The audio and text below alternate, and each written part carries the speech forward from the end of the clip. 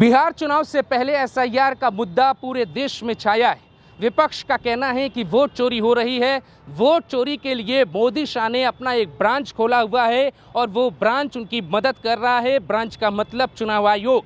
चुनाव आयोग की जिम्मेदारी फिलहाल ज्ञानेश कुमार के कंधे पर है। आखिर ये लड़ाई ज्ञानेश कुमार वर्सेस इंडिया गठबंधन है। ये लड़ाई राहुल गांधी वर्सेस नरेंद्र मोदी की कुर्सी है। ये लड़ाई बीजेपी में ही बैठा कोई ऐसा नेता है जो विपक्ष के साथ मिलकर कोई कहानी रच रहा है, या पूरी भूमिका ज्ञानेश कुमार के आसपास भटकती है। ज्ञानेश कुमार कौन है? जब आप इस बात को समझेंगे तो ये भी जान पाएंगे कि वो मोदी शाह के बेहद भरोसेमंद अधिकारी हैं, बेहद करीब, बहुत करीबी अधिकारी।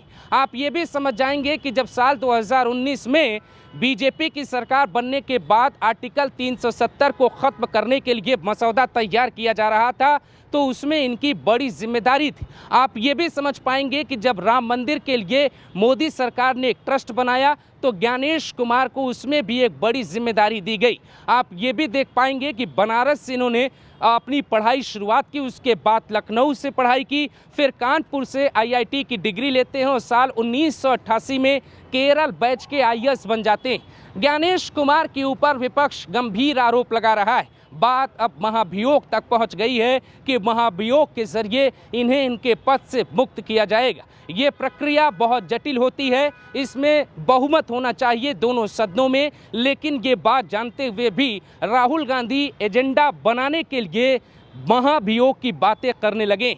बिहार में राहुल कहते हैं कि तेजस्वी यादव और राहुल गांधी न तो चुनाव आयोग से डरते हैं, ना ही मोदी से डरते। अमित शाह की इस पूरे मसले पर चुप्पी, प्रधानमंत्री नरेंद्र मोदी की पूरे मसले पर खामोशी, बीजेपी नेताओं का सही तरीके से बात न रख पाना, देश में ये नैरेटिव सेट कर पाना विपक्ष का कि वोट की चोरी हुई है, लोकतंत्र की हत्या हुई।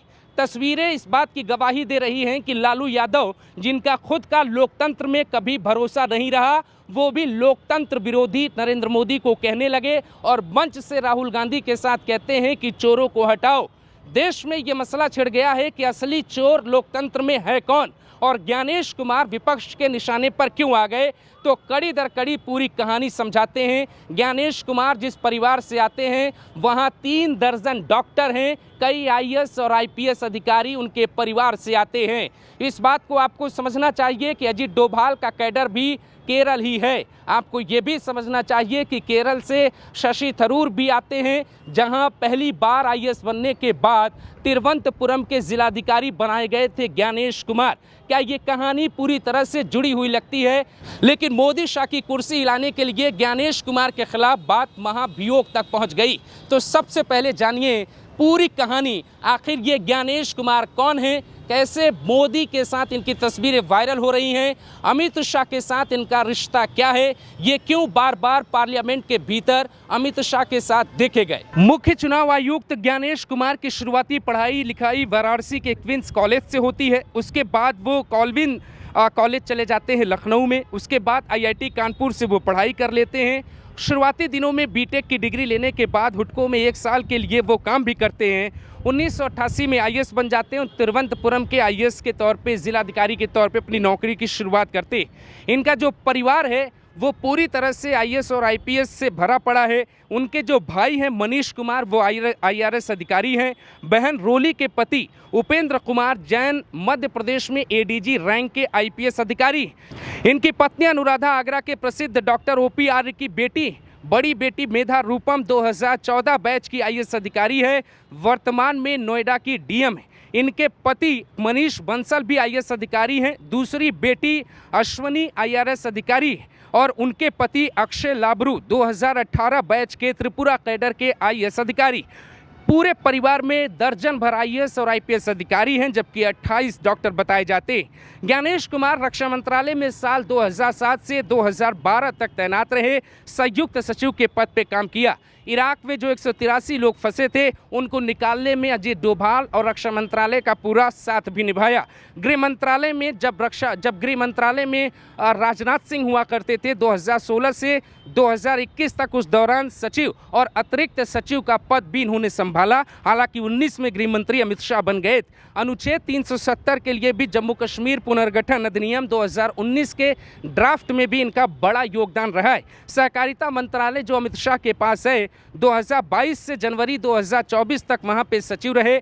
बहुराज्य सहकारी समिति, जिसे बहुत बड़ा कदम माना गया, उसका ड्राफ्ट भी इन्होंने तैयार किया। राम मंदिर के ट्रस्ट में भी इनको शामिल किया गया। 2024 की बात 14 मार्च की तारीख थी। 14 मार्च को देश को नया चुनाव आयुक्त मिलना था। 3 लोगों को चुनाव आयुक्त के चयन के लिए बैठक करनी थी, जिसमें गृह मंत्रालय, प्रधानमंत्री नरेंद्र मोदी और खुद leader of opposition Rahul Gandhi शामिल थे। राहुल गांधी का मानना था कि इस पूरे प्रक्रिया में भी सुप्रीम कोर्ट को शामिल करना चाहिए।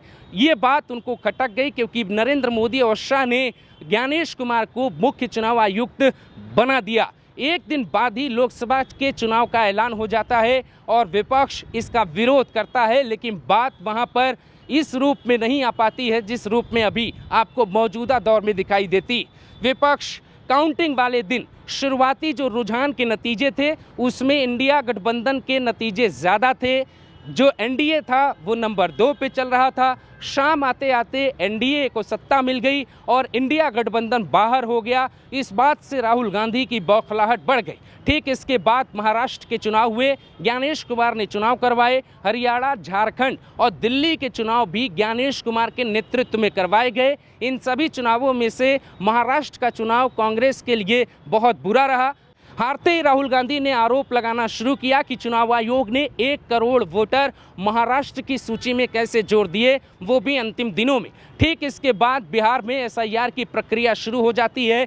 एसआईआर की प्रक्रिया शुरू होते ही चुनाव आयोग पर राहुल गांधी विपक्ष के साथ भड़क जाते हैं। कहानी पूरे तौर पे बताती है कि विपक्ष की जो लड़ाई है वो सिर्फ 3 लोगों से दिखाई दे रही है, नरेंद्र मोदी और अमित शाह के साथ ज्ञानेश कुमार। ज्ञानेश कुमार चूंकि इस पद पर बैठे हैं, चुनाव उन्हें कराने होते हैं। वो कल ये दावा कर रहे थे कि राहुल गांधी को माफ़ी मांगनी चाहिए या फिर उन्हें हलफनामा देना चाहिए। दोस्तों, हलफनामा यानी शपथ पत्र। आप ये बताएं, ये इस बात की मंजूरी दें कि जो बातें आप कह रहे हैं आप उससे पीछे नहीं हटेंगे, आपके पास इसके सबूत होंगे। राहुल गांधी इसके पहले भी कई आरोप लगाते हैं और उसकी माफ़ी मांग लेते हैं। इसके पहले सियासत में अरविंद केजरीवाल के बारे में भी लोगों ने ठीक से समझा कि उन्होंने कई गंभीर आरोप नरेंद्र मोदी पर लगाए, बीजेपी पर लगाए। कोविड के टाइम पर ऑक्सीजन न मिलने के दावे किए, लेकिन कई बार केजरीवाल को माफ़ी मांगनी पड़ी। क्या ज्ञानेश कुमार को हटाने की तैयारी है? लड़ाई सिर्फ ज्ञानेश कुमार की नहीं बल्कि मोदी शाह की कुर्सी तक जाएगी। क्या बीजेपी का भी कोई व्यक्ति है जो विपक्ष को हवा दे रहा है? ऐसे तमाम सवाल देश में पूछे जा रहे हैं। एसआईआर के मुद्दे को समझने के लिए पहले यह समझना पड़ा कि आखिर ज्ञानेश कुमार कौन है, इस देश में उनको हटाने की बातें क्यों कही जा रही।